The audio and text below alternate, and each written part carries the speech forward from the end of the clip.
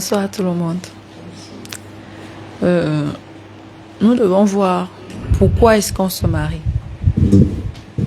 C'est quoi le mariage?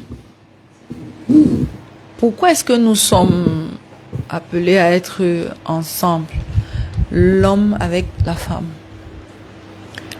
C'est quelque chose que Dieu a prévu depuis la fondation du monde. En fait, les sociétés en général se sont construites à travers toujours les mariages. Il n'y a aucune société où on a bâti où les gens ne se sont pas unis. Et Dieu veut établir son règne. Et son règne est différent de tout ce qu'on connaît. Il n'y a rien de ce qui est semblable au règne de Dieu. En fait, ce que nous voyons aujourd'hui, c'est la manifestation du règne de l'ennemi. Mais Dieu veut établir son règne d'une façon palpable pour que les hommes soient conscients de cela.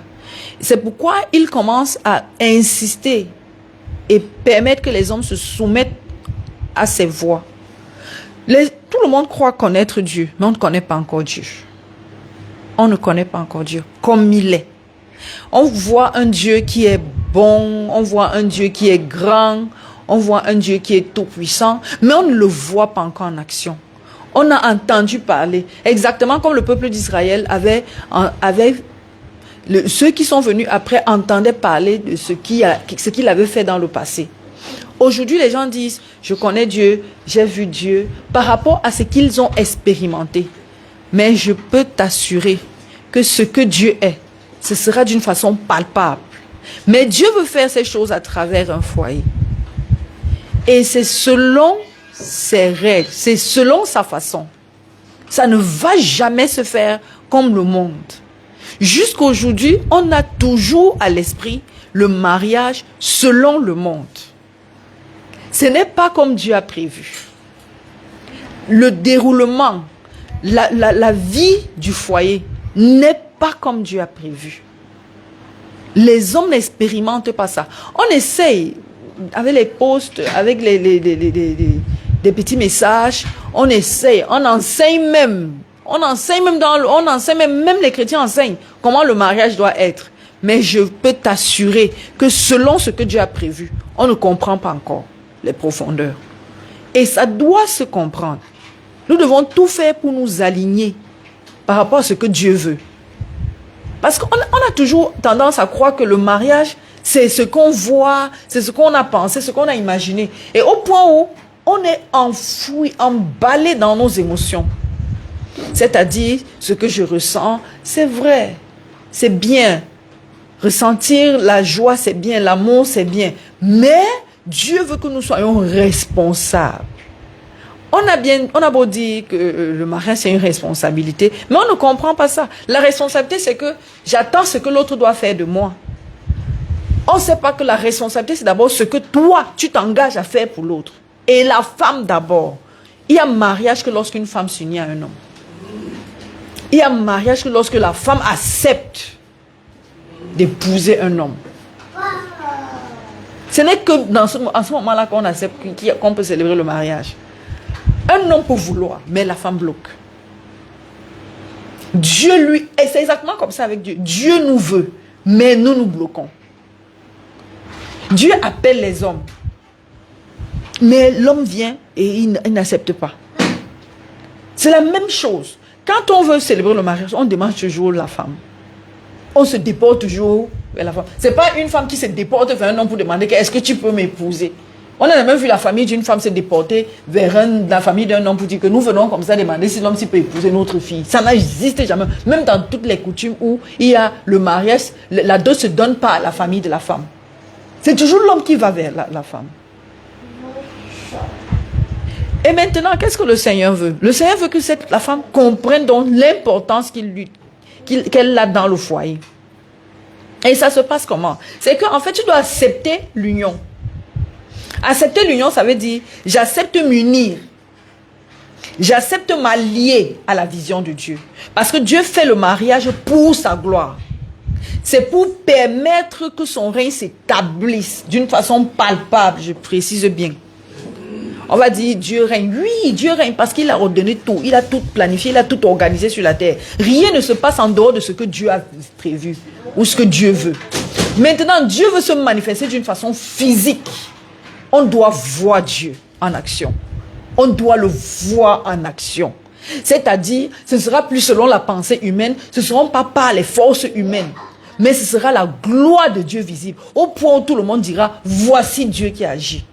La louange doit éclater, la louange doit jaillir des lèvres, des cœurs, parce qu'on a vu Dieu en action. C'est pas qu'on a dit que c'est Dieu, c'est Dieu. Non, on ne va pas dire ça comme ça. Les gens seront émerveillés parce qu'ils vont voir Dieu. Et pour que ça se passe, qu'est-ce qu'il faut? Il faut que nous tuions nos pensées. On accepte la pensée de Dieu. Il faut que nous faisons taire nos émotions et laisser que les émotions de Dieu nous saisissent. Parce que Dieu lui aussi il a les émotions. Ces émotions ne sont pas des émotions charnelles. Ce sont des émotions très très spirituelles. On va dire que oui, les choses de Dieu, vous pensez que le mariage sont les choses spirituelles, et ce sont aussi les choses charnelles. Voilà les enseignements qu'on a dans le monde. Parce que pour avoir un mariage, il faut que les choses charnelles aussi soient parmi. Dieu n'est pas charnel. Et si Dieu veut faire les choses, ce ne sera pas aussi charnel. Ce sera très spirituel. Bon, je vais prendre un exemple. Quand tu loues le Seigneur, peut-être par rapport aux choses charnelles, la joie que tu éprouves, elle n'est pas charnelle. Quand tu sautes de joie, c'est pas comme une joie où tu as mangé un plat de nourriture et ça t'a donné le sourire ou la paix du cœur. Non. C'est plus profond que ça. Et c'est la même chose que Dieu veut faire. Mais est-ce que tu peux permettre donc que Dieu puisse faire ça avec toi dans le foyer? Qu'une femme expérimente la visitation de Dieu dans son foyer. C'est pour ça que Dieu nous appelle à mourir à nous-mêmes.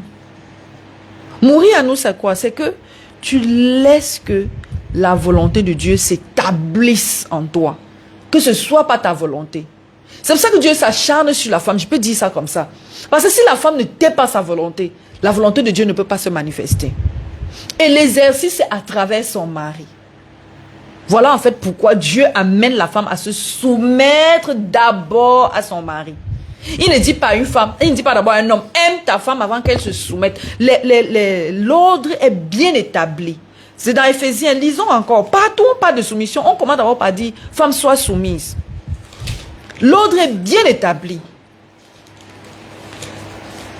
Éphésiens chapitre 5, le verset 22. Lorsqu'on parle de soumission en haut, on donne des conseils. Dans Éphésiens 5, on donne des conseils. Arrivé maintenant au verset 22, on dit, femmes, soyez soumises à vos maris comme au Seigneur. C'est là maintenant, on explique pourquoi on doit se soumettre au mari. On dit, car le mari est le chef de la femme. Ça, c'est ce que nous savons dans 1 Corinthiens 11, verset 3. C'est notre verset de base. L'homme est le chef de la femme. Le mari est le chef de la femme. Et cet ordre qu'on donne, cette chronologie, c'est pour permettre que les choses se fassent plus aisément. Parce qu'on se soumet facilement à celui qui est au-dessus de nous, à celui qui nous dépasse. On se soumet facilement à un chef. Dans la société, c'est comme ça. Quand quelqu'un est chef au-dessus, on se soumet facilement à lui. C'est pour ça qu'on met ça dans le cerveau de la femme. On inculque ça à la femme pour qu'elle comprenne que, en fait, le fait de te soumettre, c'est respecter l'ordre que Dieu établit. Parce que si une femme ne voit pas son mari comme chef, elle ne peut pas se soumettre. Je t'assure, nous avons besoin de Dieu. Toute cette société, la terre entière a besoin de Dieu. L'humanité a besoin de Dieu. On veut voir les choses surnaturelles. On veut voir des choses extraordinaires. On veut voir l'amour. On veut voir le bonheur. Mais rien ne peut se passer en dehors de Dieu. Le bonheur et l'amour n'est pas comme on a cru dans le monde. Ce n'est pas comme on voit dans le monde, je t'embrasse, je te donne un câlin, je peux faire l'amour avec toi et je sais, c'est le bonheur. Ce n'est pas le bonheur. C'est pas manger un bon plat, vivre dans une belle maison. C'est pas ça le bonheur. La preuve en est que les gens vivent ça en permanence, mais ils ne sont pas heureux. Je parle pas la joie d'un instant. Je parle pas les joies éphémères. Il y a quelque chose de précieux que Dieu veut que l'homme expérimente. L'homme n'a pas encore expérimenté ça. Ma chérie, c'est toi qui vas déclencher ça. Accepte que Dieu déclenche ça.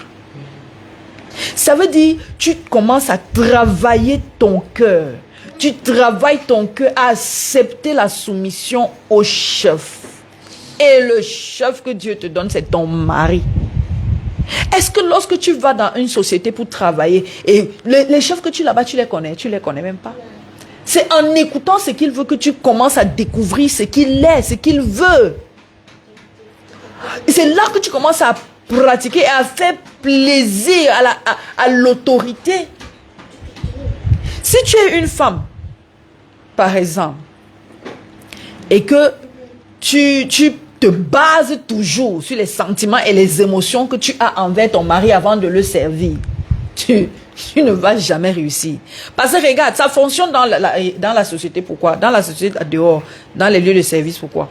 Parce que la femme n'a pas besoin d'avoir les émotions avec son chef pour le servir. Est-ce qu'elle a besoin de ça? Elle n'a pas besoin de ça. On t'emploie. Quand tu arrives là-bas, tu fais seulement ce que tu as à faire.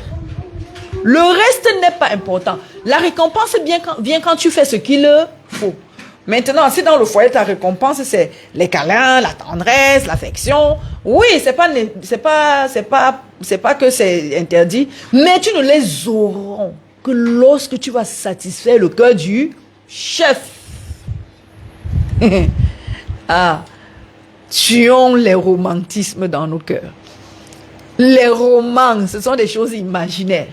On a imaginé et on a mis ça en exécution, on a illustré, on a mis ça dans le cinéma, on a raconté toute une histoire et tout le monde se base sur ça. La naissance de Jésus, c'est pas venu parce qu'on a trouvé l'émotion. L'ange n'est pas venu dire à Marie, oh, quand je t'ai vu comme ça, j'étais tellement amoureux de toi, j'ai eu les émotions avec toi que j'ai compris que c'est toi qui dois porter l'enfant Jésus. Non. Il a dit, une grâce t'a été accordée. Et elle se posait la question, comment ça va se faire? Il dit non, la puissance du Très-Haut te couvrira. Est-ce que tu comprends même ce que ça veut dire, la puissance du Très-Haut te couvrira?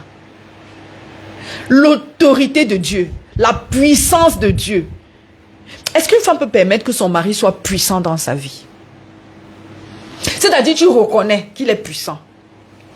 Parce que si tu ne reconnais pas ça, c'est un peu comme reconnaître qu'un chef est puissant. Et quand il est puissant, de ça, tu te soumets. Quand tu cèdes à sa volonté, quand tu cèdes à tout ce qu'il désire, tu cèdes à sa façon, c'est parce que tu sais qu'il est puissant. Est-ce qu'une femme peut permettre que son mari soit puissant? Tu vas dire, oh, dans ce monde-ci, c'est pas facile. Dans cette société, on remarque que les hommes assujettissent les femmes, les hommes maltraitent les femmes, les hommes torturent les femmes. Oui, maman, c'est vrai. Ça existe les tortures, ça existe la maltraitance. Mais est-ce que tu peux faire confiance à Jésus qui a dit, il faut se laisser gifler sur l'autre joue? Parce que c'est aussi ça.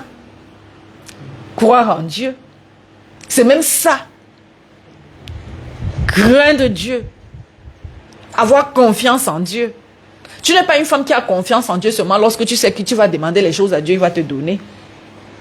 Tu n'es pas une femme qui a confiance en Dieu que lorsque tu sais que tu vas prier pour tes ennemis, tu vas faire des choses. Non, et c'est même pas d'abord la parole de Dieu ça. Jésus est venu dire, aime tes ennemis. Prie pour ceux, aime celui qui te déteste. Prie pour celui qui te maltraite. Faites du bien. Tu vois un peu la différence. Maintenant, Dieu dit, je veux que tu te soumettes. Tu m'as dit, on va me torturer. Quand je me soumets comme ça, on me torture, ça me fait souffrir. On s'en fout de moi. On ne prend pas soin de moi. On ne cherche même pas ce que je veux. On me maltraite. Maman, fais alors au moins ce que Jésus a dit. Et Jésus dit, il vous a été dit, mais moi je vous dis. Comment s'appliquer le moi je vous dis de Jésus? Sauf si tu n'aimes pas Jésus. À moins que beaucoup de femmes ont dit, oh moi j'aime Jésus, oh j'aime Jésus, je préfère servir Jésus que de servir un homme. Tu ne sers pas Jésus. Servir Jésus, c'est que tu fais ce que Jésus a dit. Et Dieu, pour te montrer que tu le sers, pour que tu vois et que tu acceptes que tu le sers, il te met à l'épreuve. Parce que Dieu sait qui le sait et qui ne le sait pas. Il dit, voilà la fin d'année qui arrive et on va commencer à dire, je veux faire les prophéties sortent comme ça, je veux faire la différence entre celui qui me sert et celui qui ne me sert pas. Celui qui me sert, c'est celui qui fait ce que je veux. Et faire ce que je veux, c'est faire ce que Jésus a enseigné. Et c'est où se trouve tout le combat. Le combat se trouve là-bas. Faire ce que Jésus veut. Ma soeur, je t'assure, c'est pas évident.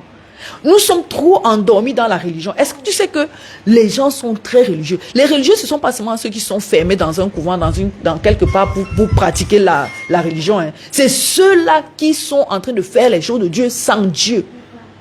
Tu peux être dans une religion même quand on dit pentecôtiste, mais tu ne fais pas ce que Dieu dit. Pourquoi? Parce que tu as déjà une conception de Dieu qui t'arrange et tu ne fonctionnes que par ça. Maintenant, Dieu veut que tu puisses appliquer ce que Jésus a enseigné. Est-ce que tu peux appliquer ce que Jésus a enseigné? Fais tes efforts, maman. Fais tes efforts. Tu appliques. Parce que c'est là où Dieu te voit. Tu vas prier, tu vas jeûner, c'est une très bonne chose. Mais pour faire ce que Dieu dit. Et bats-toi. Si ton cœur chauffe trop, c'est qu'il te faut le jeûne. Est-ce que tu sais que c'est la femme qui doit beaucoup jeûner? Ce sont les femmes qui doivent jeûner. Tu vois, en général, ce sont les femmes qui sont plus corpulentes. C'est pas normal. C'est bien, on aime le corps, mais ce n'est pas très normal. Si ton corps est gros et que tu jeûnes, c'est bon. Jeûne, mais ça va te permettre de faire ce que Dieu veut. Parce qu'en fait, c'est pour tuer ces émotions fortes que tu as, qui sont charnelles. Parce que les femmes sont très émotionnelles. Très, très émotionnelles. Tout ce qui touche la femme, elle s'agite parce que ça chauffe trop à l'intérieur. Et c'est le jeûne et la prière qui tuent ça.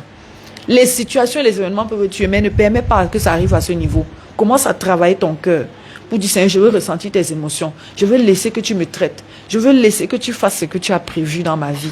Je veux voir ta gloire. Alléluia. Quand une femme dit, Seigneur, je veux voir ta gloire. En fait, c'est ça. C'est permettre que Dieu règne totalement en toi. Que Dieu règne à travers toi. Parce que tu as accepté le chemin. Tu as accepté la croix. Tu as accepté souffrir pour te soumettre à un homme. Parce qu'effectivement, souffrir, ça fait... Et se soumettre, ça fait souffrir. Mais tu le fais pour Dieu. Est-ce que tu peux permettre que Dieu soit vu à travers ta vie? Dans la soumission. Alléluia. Amen. Gloire à Dieu. C'est un d'abord. Ouais.